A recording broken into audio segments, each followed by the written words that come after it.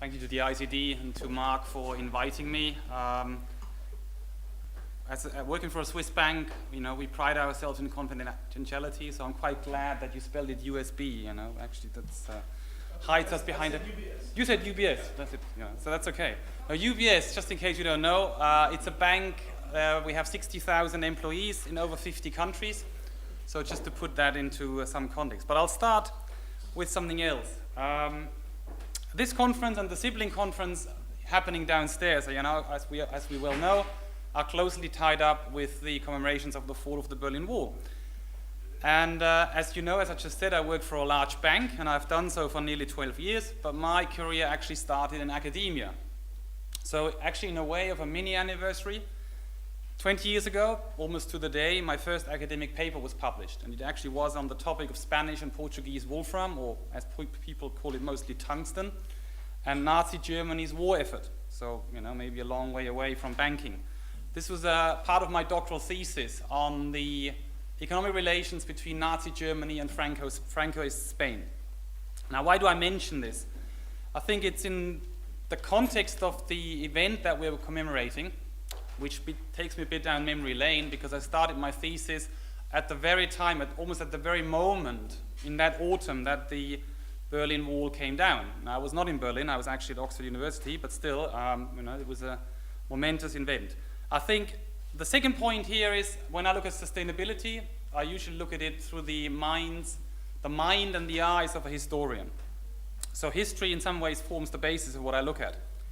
And I think the third thing is actually the topic of this paper that I published 20 years ago, wolfram or tungsten, of which I have been reminded repeatedly in recent months and the last 1 or 2 years. Now, I don't want to venture into memory lane too often, although we do commemorate the 25th anniversary of the fall of the Berlin Wall, but I think at this point I do. And I'll start with a little story about, history. We don't know. 1990, 1991, the following story circulated in Oxford. A graduate student working on either, we don't know, a master or doctoral thesis submitted his full draft to the supervisor, only to be told to make some substantive changes, notably to the title, the introduction, and the final chapter. The topic of the thesis was, believe it or not, why the reunification of the two Germanys is never going to happen. The final chapter highlighted the stability of the GDR regime. So, of course, history had overtaken the student and his topic. Now, the story is probably an urban legend, though, considering how few people believed that the GDR regime would fall even in the summer of 1989, maybe it's not an urban legend. But I think what it shows is that historians should not, and rarely do, venture into predicting the future from past developments. We leave that to economists. But maybe, to excuse both historians and economists, the student was a political scientist, and we don't know, they do. With this caveat in mind, as a historian, I do want to venture eventually into some predictions about the whole topic that I'm going to look at. Now, let me jump to the wolfram or tungsten topic. Little could I have foreseen that 20 years later, this raw material, I'm not sure how many of you are aware of this, would become a part of a major discussion around sustainability and responsibility. And I refer to the ongoing discussion around conflict minerals. Let me give you, if you haven't followed this, kind of an insight or a short introduction into this pretty critical subject matter. We'll start with the US, and then that gets us very much into the whole regulatory context. Recently, the SEC, the Securities and Exchange Commission, adopted a rule mandated by the Dodd-Frank Wall Street Reform and Consumer Protection Act to require companies publicly to disclose their use of conflict minerals originating from the Democratic Republic of Congo and any adjoining countries, and there are about 11 or 12. It applies to companies that use minerals, and there are 4 of them: tantalum, tin, gold, and the aforementioned tungsten.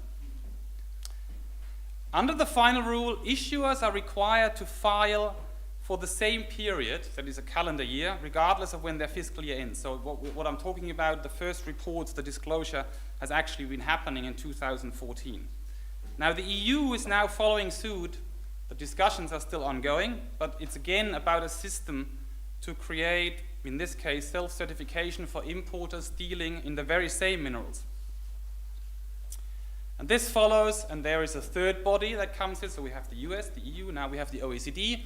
This follows the OECD due diligence guidance on the very same matter, which basically requires companies to have due diligence around this. You know, we're talking about smelters, refiners, and so on. Now, why is this an important example? Well, first of all, it does relate very much to the non-governmental in my title, because of course non-governmental organizations have been and continue to pressure very strongly to include, to make companies commit to this, that is, commit to, in this case, ultimately the topic of human rights. Secondly, of course, it leads us to the increasing level of regulation as far as business is concerned. What's that got to do with me working for a bank? That's, of course, an obvious question. So, because the conflict minerals topics, when you look at the US, as the first example, is particularly relevant for electronics companies, for instance. And when you look at it, by the beginning of June of this year, about 1,300 companies already had to submit their filings with the SEC around the topic of conflict minerals. But this is, and just to highlight the point, this is a major societal topic, in particular the topic of human rights. And it also includes a mineral which is relevant to a bank, and that is, of course, gold. Not the tantalum, not the tin, not the wolfram, but the gold. Now, let me explain the context of where that comes into my work, going back to 1999. To remind you, in 1999, January 1999, Kofi Annan, then UN General Secretary, gave a speech to the WEF, to the World Economic Forum, which became the foundation to what we now call the UN Global Compact. What he said is basically to give companies, to create something that gives a human face to globalization. That's his word. Now, UBS followed suit. We were among the first companies to actually sign the Global Compact in 2000 when it was officially launched. And of course, the Global Compact today is the largest corporate responsibility initiative, that's how the UN calls it, in the world, with thousands of companies having signed up to it. And here we are talking about human rights, labor rights, the environment, and of course, since 2004, not from the beginning, anti-corruption. What did that mean for us? It meant in the first place that the bank established a so-called Corporate Responsibility Committee in 2001, so following those whole discussion. This is at our bank, it's a board of directors committee. It's chaired by the chairman. Currently, that's Axel Weber, formerly chairman of the German Bundesbank. He's the chairman of our bank, so that's just the link between the two. This corporate responsibility committee very quickly looked into the various areas. So what do we do around corporate responsibility as a bank? And one of the topics that they very quickly decided to act on was the topic of non-governmental organizations. So what they did is they actually established a function that would look at monitoring the activities of non-governmental organizations and actually communicating with the very NGOs that have an interest in banks or banks topics. I actually became that function in 2000, at the end of 2003.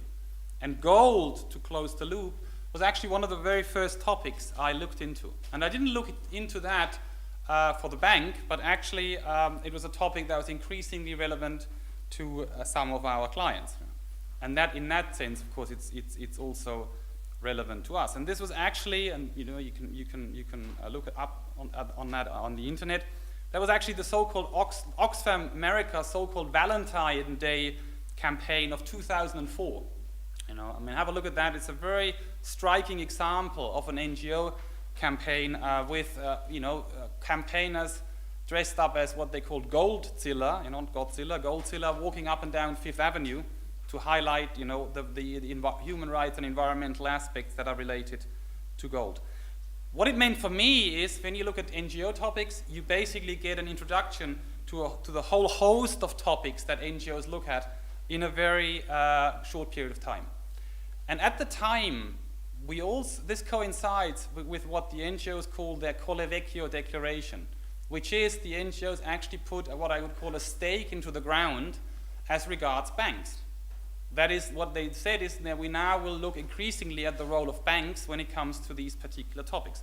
I'll give you an example, classic case study. Some of you may have looked at that, maybe from a university angle. Brent Spar, Shell, mid-1990s, Greenpeace. You know, when you look back at that, and we're not going to describe the case, but when you look back at that, there was not a single bank involved in that campaign. Greenpeace did not care about banks. All it cared about is to get Shell to change its approach when it came to Brent Spar. This is absolutely impossible today.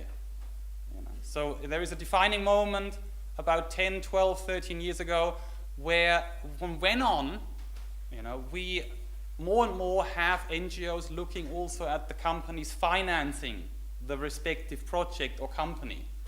And in a sense, including those banks or other financial institutions in their campaigning. My interaction with NGOs built up gradually. And at the beginning, you know, very slowly, simply because our bank had basically got itself out of what is commonly called project finance a few years before. And at that point, project finance, which is basically the direct financing of projects, building of dams, building of power stations, and so on, was still the key focus of NGOs when it came to banks. Well, we were not involved in that, so we didn't really come into the discussion. But of course, when you look at the next 10 years, that is until today, the focus of the NGOs has widened continuously. That is what it means today for banks, is that NGOs basically campaign against particular projects or companies, and they campaign against the banks that are supposedly involved in this in whatever shape or form. You know? So not just project finance, it can be any form of financing that is deemed in some ways to be linked to that particular project or company. The range of topics that I mentioned has increased massively too. I mentioned at the beginning, I mean, one of the first topics that I looked at was gold. When you look at it today, and just to give you some example, and that is a reiteration of the topic, commodity chains, controversial weapons, and you may have seen in the newspapers, there's just been a report out on the whole topic of financing of nuclear weapons, deforestation, a huge topic, you know, so that whole topic that is linked to the whole topic of palm oil. The largest topic of all is, of course, climate change, and particularly coal, you know, coal mining, coal-fired power stations, food speculation, land grabbing, human rights, animal welfare, unconventional oil and gas, that is Arctic drilling, shale gas. I think the only thing, although I've seen that on one list, the only thing that I've never been confronted with is liberalizing cannabis, you know, but I think everything else I've seen, you know, over those years. And of course, the methods that NGOs use has widened. Not surprisingly, and of course, you know, we're looking at the age of technology, and it was the previous speaker, you know, very strongly referred to that. You know, the whole use of social media, you know, that's of course created a massive change in the campaigning, so-called shitstorms and so on. But I think also what we see now, gradually the use of legal or quasi-legal avenues. That's a very recent development used by NGOs to actually use the sort of legal road to in the campaigning. This alongside, of course, all the traditional methods that NGOs have always used, the direct campaigning, the flooding your fax machines with pictures, and so on. Finally, and of course this is the key thing here, and the legal topic gets you there, is of course getting government or supranational bodies to regulate. The most important avenue of all. Getting government or supranational bodies, well, getting government to regulate, or getting supranational bodies to create norms and standards that would change the direction. When I say supranational, the EU representing governments, but of course the UN and the OECD as particularly important examples. When you go back 10 years, there's a classic example around the topic, and that was the failed establishment of the so-called UN norms on the responsibilities of transnational corporations and other business enterprises with regard to human rights. I have to read this because it's such a long title. Of course, that failed. It didn't happen, but it's a good example of 2003 as a first attempt to create a kind of a major norm around the topic of business and human rights. Of course, today we're there. You know, we have the UN guiding principles on business and human rights, and there are further developments that are going to happen. And all of these developments, even though they don't mention banks explicitly, they of course refer to business, so they include banks too, and the banks have a particular role in these developments because quite often the topics are not ours directly. I mean, you can put 100 coal-fired power stations into one bank like ours, you won't get there's no comparison of the CO2 emissions, so it's not the bank itself. The whole discussion is usually about the bank's client relations, the bank's transactions. I'll give you a few key examples just to put the context around this, around governmental expectations on key corporate sustainability or corporate responsibility topics.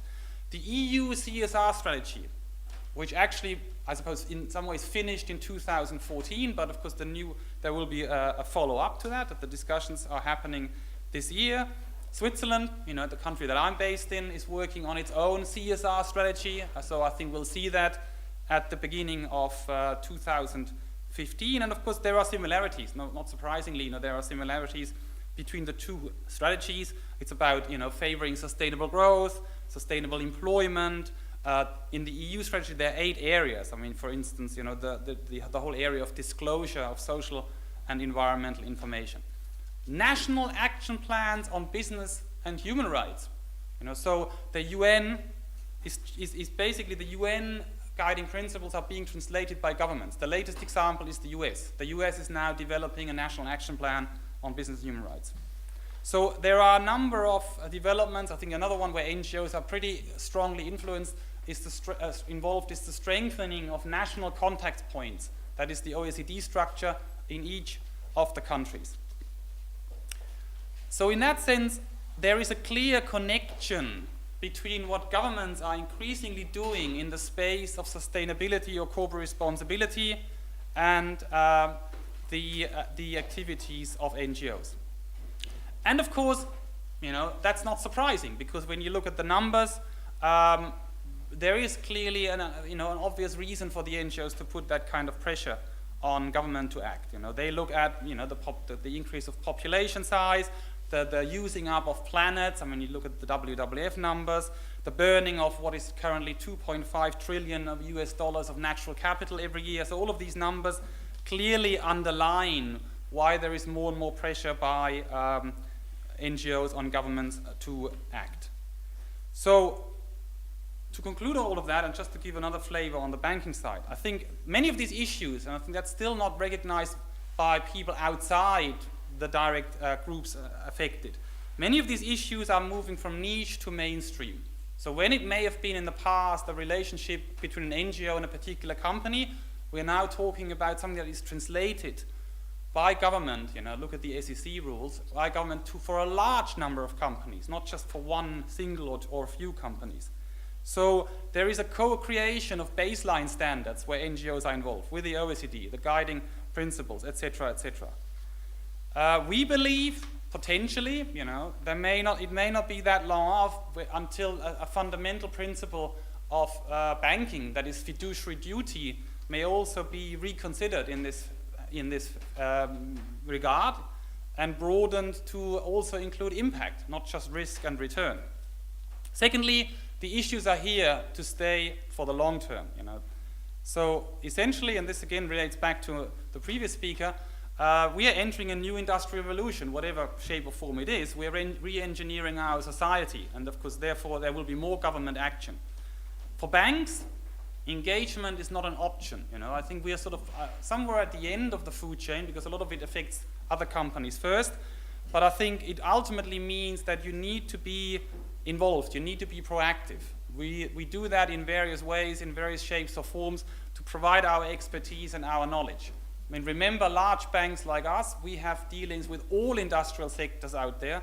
So when you look at our people doing environmental and social risk management, they actually have knowledge of the risks faced by each industrial sector that's out there. I think that's not something you won't find in any other sector of the economy other than large banks. And ultimately, I think the key thing is, and that needs to come out very strongly, this is not solely about risk. And a lot of this seems to be about risk, because we're talking about preventing certain things from happening. I think it is also about reward. A lot of these measures are also about incentivizing certain behaviors, not about sanctioning. There was an interesting study, just as the last point, by the Federal Reserve Bank, documenting more than 250 macro-prudential measures during the 20th century to direct credit to certain sectors. So measures that would make sure that money gets to where it should go. This may be returning. but it may be returning with a particular focus on these societal problems that we're faced with. And of course that, again, will lead to a major change in the way that banking is going to shape itself in the forthcoming years. Thank you.